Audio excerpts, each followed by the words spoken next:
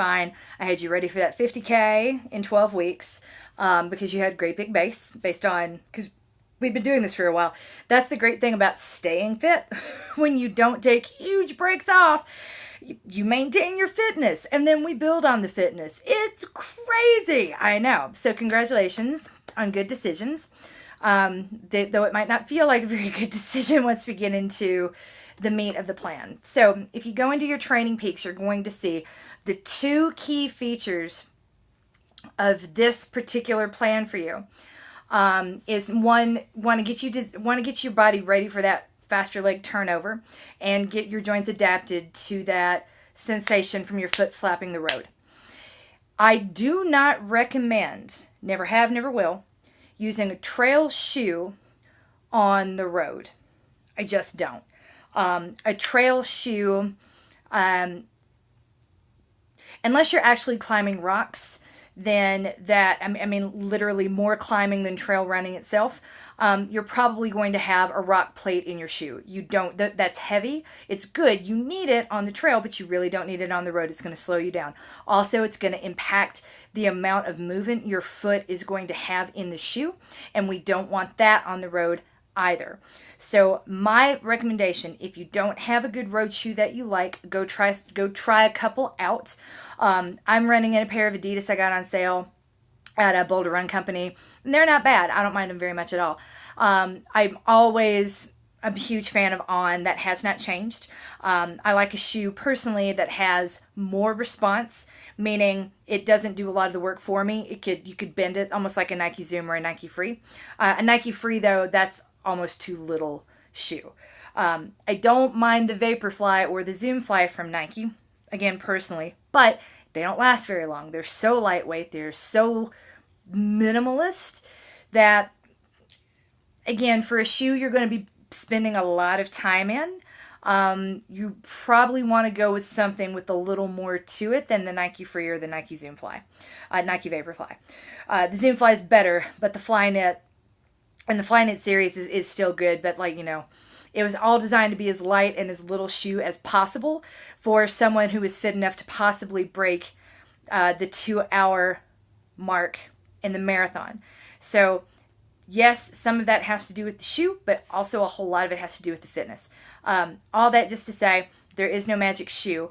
Go find one that works for you, but also bear in mind that everything you thought you knew about shoes at any other time in your life up to this point is probably not going to hold water. It's not going to be accurate. So something like, I think about the Brooks, what was it? The Glide? Was it a Glide? I don't remember. The big ass shoe I wore after I had all the babies and needed the stability on the bottom. You are probably fit enough and strong enough now that you don't need a stability shoe anymore, and I would advise you to at least give it a try. Try something a little less supportive because your hips and glutes are so strong and so are your quads. You don't need it. What we need now is to keep doing the strength barefoot as much as we can, whenever we can, get that foot as strong as it can be, and then set it loose on the road. I know that sounds counterintuitive. My foot's going to be slapping against a harder surface. Don't I need more protection from it? Nope. I assure you, you need more protection from rocks and uneven terrain, protecting the nerves in the ball of your foot, than you do from anything that could happen on the roads. I will always recommend Injinji toe socks. I personally find a well-made road shoe is going to be a little more constrictive than a well-made trail shoe. Those tend to be a little boxier and your toes have room to splay because you need it for grip. You have less of that in most run shoes. Altra has a good wide toe box. Topo is really good too.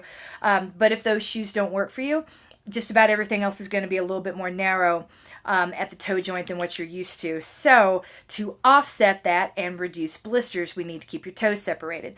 Toe caps I think they're stupid. Because they're going to slide back and forth on your toe and still lead to blisters, because that's what friction does. We can reduce friction with Aquaphor all over your feet and then putting on Injinji toe socks. Over time, I'm going to send you all kinds of articles from my runfar.com while we go through this process, because week by week, I'm going to do streams on Sunday night. I'll take your questions whenever you have them, but I'm going to be spending a lot more time about the prep work to get your body to do one thing continuously for 24 hours plus. So yeah, there's that. So consider the shoes carefully. Even if you just bought trail shoes, they got you through that event. They did what you needed them to do, and we're going to need them again later. But for now, we need to be on roads as much as possible. As long as you're not in pain, be on the roads. If you need a day off and you're like, I don't feel good, I want to get on the trail, that is cool. But all of your long run sandwiches, and your long run sandwiches are now 3 days long, all of that really needs to be on the road whenever possible. And when we get into some of the threshold work, I want that on a road. I gave you several weeks of hill work and hill repeats. That can be done on a trail. That was my gift to you. If you can do that and keep everything else on the road, the further ahead you will be when the 2-a-days kick in. Now moving over to the file that I sent you, how to use that. When I work in Training Peaks to create a training plan for multiple people to consume, it does not give me clean, clear dates. It's like week 1, day 1, 2, 3, 4, 5, 6, 7. Week 2, week 1, 2, 3, 4, 5, 6, 7. So there's always a bit of guessing and crossing my fingers and hoping for the best when I go in there and I'm like, okay, I know this event is 13 weeks out. And hi. So I know this event is 13 weeks out, and I know that, and I count backwards and I do the best I can. And I'm like, okay, roughly week 4 should be the first week, roughly week 3 should be the first week of March, and roughly week 7 should be the first week of April. And I guess as best as I can. So if the chart is a little bit off, don't worry about that too much. The progression in Training Peaks looked fine to me. So if we're off by a week here or there in the chart that I gave you, again, don't stress. If at any point you were just, this is where the digging deep is going to come in the nuzzle that comes out tomorrow. If you're doing 3 days at the fair, I strongly recommend you read the article from Tiana Bartoletta. She is a pole jumper and a triple jumper, and she's one of the best that ever lived. She's amazing, and I really like her blog. Her blog, I would not have shared this in my previous role, because in my previous role, the wrong person would have read this article and taken it as license to make bad choices. Okay, because what her whole point in this article is, that moment when you want to quit, that is when the workout starts. And that is something that is going to resonate with you very deeply by week 7. Because you're going to be pretty miserable from week 7 through week 12. You are going to be really tired, and you're going to be running all the time. The good news is, we'll be doing so much that it'll feel like less when we take you from 3 days at the fair and start prepping you for the Vermont 100K. So that's the good news. The bad news is it's just going to be a whole lot of time. It's a whole lot of time. It looks like a lot because it is a lot, and it's a whole lot of work, and we haven't even gotten into the drills yet. You're going to have about 5 to 7 minutes of drills I want you to perform on hard and long run days to really warm up your joints. This will be more critical in the beginning than in the latter stages. I just want to make sure that when we're going out for the harder things, you have the full arsenal, the full toolkit to deploy. Because the whole idea, this is fun and games until you get hurt, and I really don't want you to get hurt. I've designed this for you to not get hurt. This means a lot to Susan, which means it means a lot to me, and I want you guys to have the best experience possible. So the name of the game is going to be, I want you in that lighter shoe. I want your foot incredibly strong.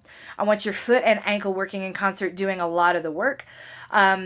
You will probably train with a backpack, and probably, I'm guessing, elect to go without the backpack or only part of the day with the backpack, like a water backpack, when you get to 3 days at the fair. So I'm less concerned with the hip coordination and the oblique coordination like I was last cycle. There's still going to be a lot of that, but you're already so strong right now that we're going to be able to back right off the strength in a big way. There will still be strength in similar proportions, but I don't feel the need to have you doing strength throughout the day anymore, except for Shara. Shara, you're still going to have strength throughout the day. So just also to be clear, for Shara, Melissa, and Sarah Axelrod, if you're doing 3 days at the fair, You will do what's in Training Peaks, and I have not finished your plan yet. You're still on my monthly subscription. So yours, but you need to follow that Insanity plan if you're planning on doing 3 days at the fair. You may add the 2-a-days if you want to, but again, no pressure. If you're doing the 12-hour race, that second run of a day is going to be a really good idea.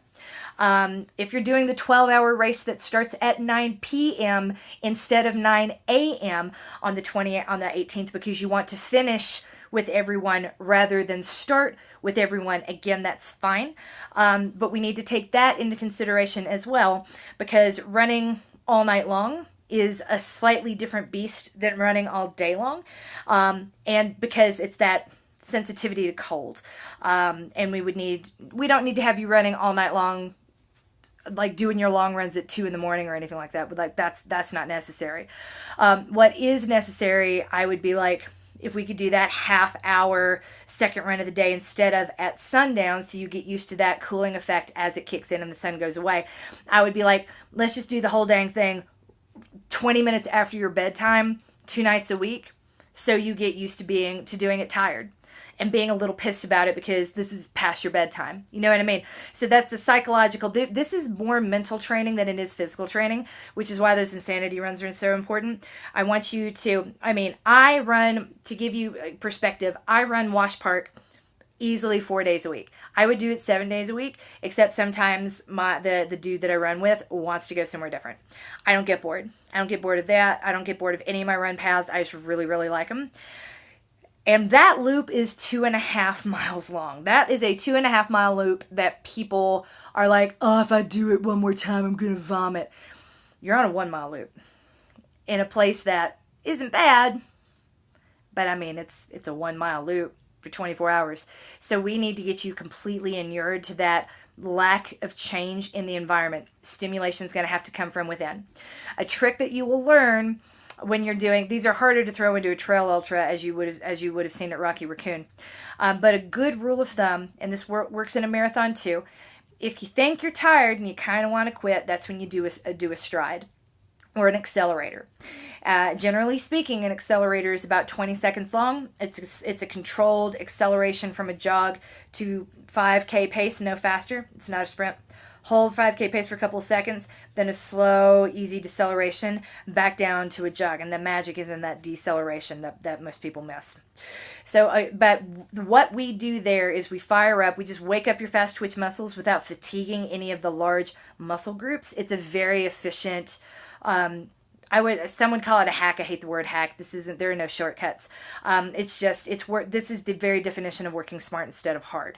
But I digress. It's also a neuromuscular stimulus. So in those moments when you think you're getting a little tired, when your legs are like feeling dead, sometimes an accelerator or two can be all you need to, get over that hump and be like, okay, no, I feel fine now, because you've woken up those muscles. So, back to what I was saying about Tiana Barletta, there will be moments in a lot of these workouts, like your 6-hour long run, or the 6 hours of 1 minute hard, 1 minute easy, that you will find that in those moments when you think you want to quit, once again, that's when the real work starts. And this is the real race preparation and where it starts.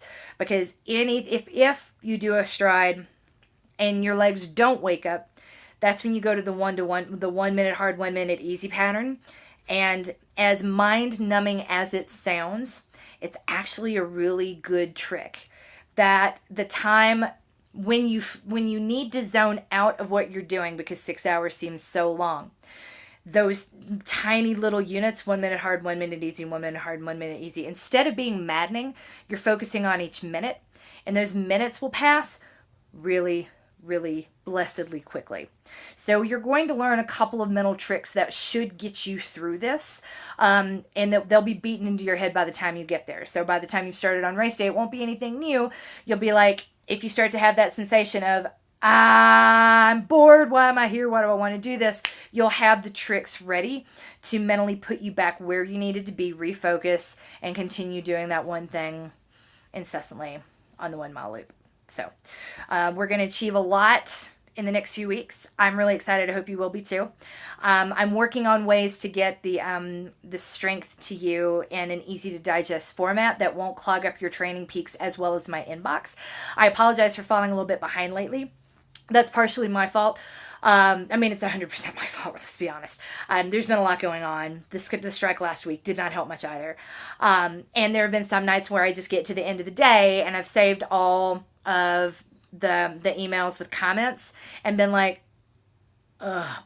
And then 2 days later, I go back to clean out my inbox and there's a backlog of 36 or 40 messages of comments that I might have missed. And I'm just like, I don't have the bandwidth right now. Nope. I don't have the bandwidth to catch up. Nope. Which doesn't help.